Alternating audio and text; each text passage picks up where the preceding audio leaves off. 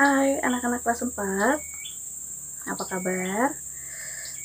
Bertemu lagi sama Ibu, kita di materi pembelajaran pada hari ini, yaitu pelajaran IPA. Ya. Materi kita hari ini melanjutkan yang sudah kita pelajari kemarin tentang sifat-sifat bunyi. Nah, hari ini baru kita masuk ke bagian bunyi pantul. Ya, salah satu sifat dari bunyi yang sudah kalian pelajari dan sudah kalian jawab di soal latihan kemarin, ya. Oke, buka bukunya halaman 90, ya. Buka buku kalian halaman 90. Nah, kita belajar pemantulan dan penyerapan bunyi. Untuk penyerapan bunyi kemarin sudah kita pelajari ya, bahwa bunyi dapat diserap itu hampir sama kebalikan dari bunyi dapat dipantulkan. Jadi ada beberapa benda yang bisa menyerap bunyi. Nah, hari ini kita belajar atau menjelaskan jenis dari bunyi pantul.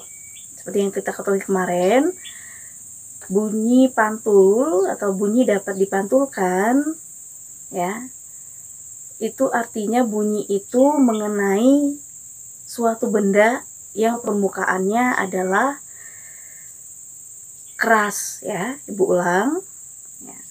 Bunyi pantul atau pemantulan bunyi itu terjadi karena getaran bunyi mengenai suatu benda yang permukaannya keras, maka terdengarlah atau terjadilah pemantulan. Nah, pemantulan bunyi ini ada dua macam, ada gema dan juga ada gaung. Ya. Oke, di buku kalian di halaman 91 itu ada penjelasannya tentang gema dan gaung, ya.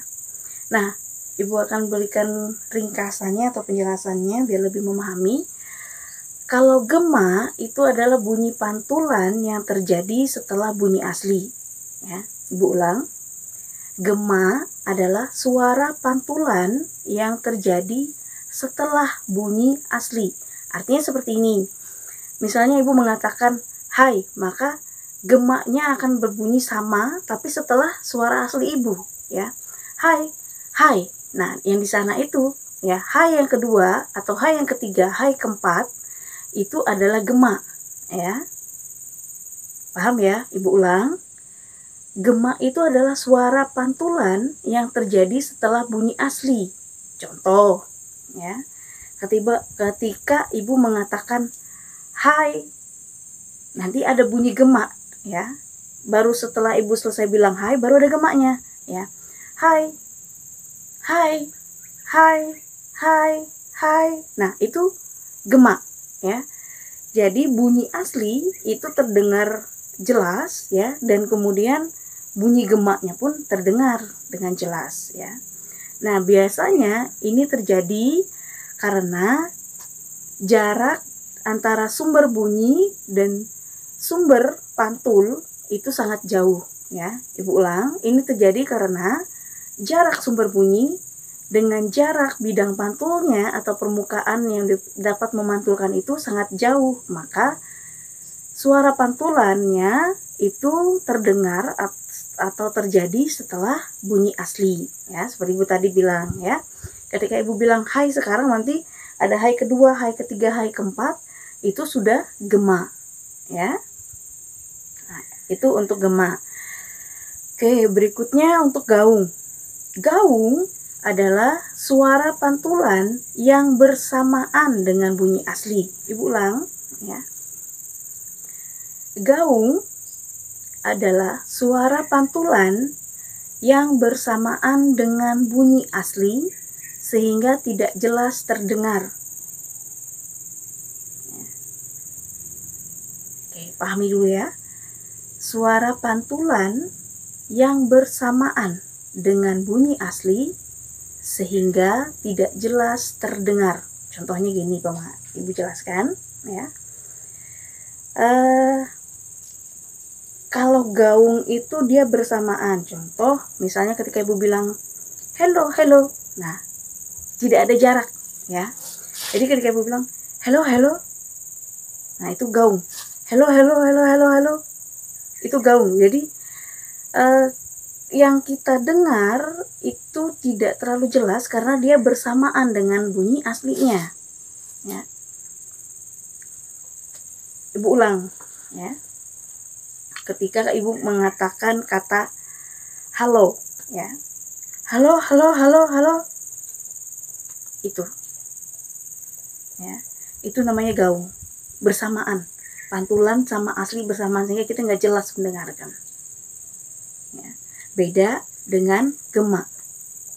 Ibu ulang ya, antara gema dan gaung. Sekarang bunyinya adalah halo, halo, halo, halo. Itu adalah oke. Kalau bunyinya hai, hai, hai, hai, hai, hai, hai. Itu adalah oke. Yang pertama itu adalah gema, yang kedua itu adalah gaung. Pokoknya intinya kalau dia gema berarti suara pantulan setelah bunyi asli. Kalau dia gaung bersamaan dengan bunyi asli. Ya. Yang gema masih jelas terdengar, sedangkan yang gaung tidak jelas terdengar. Dan umumnya kalau gema itu pasti di luar ruangan atau di tempat yang lapang, ya, yang besar, ya, luas. Nah, itu gema. Kalau gaung umumnya atau seringnya itu di dalam ruangan. Oke, Ibu harap dari penjelasan Ibu tadi serta contoh yang Ibu sudah buat kalian, kalian bisa memahami perbedaan antara gema dan gaung. Nah, untuk informasi tambahan buat kalian, ternyata bunyi pantul juga dipergunakan atau dimanfaatkan oleh dalam bidang kelautan, ya, oleh kapal laut untuk mengetahui kedalaman laut dengan menggunakan sonar. Nah, sonar ini berfungsi untuk mengetahui lokasi karang, kemudian kapal yang karam ataupun kapal selam, ya, sehingga akan mencegah terjadi yang namanya kecelakaan, ataupun bisa juga untuk mengetahui sekumpulan ikan yang ada di dalam laut. Nah, itu informasi tambahan buat kalian, ya. Oke, untuk latihannya silakan mengerjakan soal halaman 93. Ulang, halaman 93, nomor 3 dan nomor 4. Ya. Halaman 93, nomor 3 dan nomor 4. Silakan dikerjakan di buku latihan. Ingat, tulisan harus rapi biar Ibu mudah dalam memeriksa. Tetap jaga kesehatan, jangan lupa cuci tangan dan selalu menggunakan masker. Oke, sampai ketemu lagi di pembelajaran berikutnya. Sampai jumpa.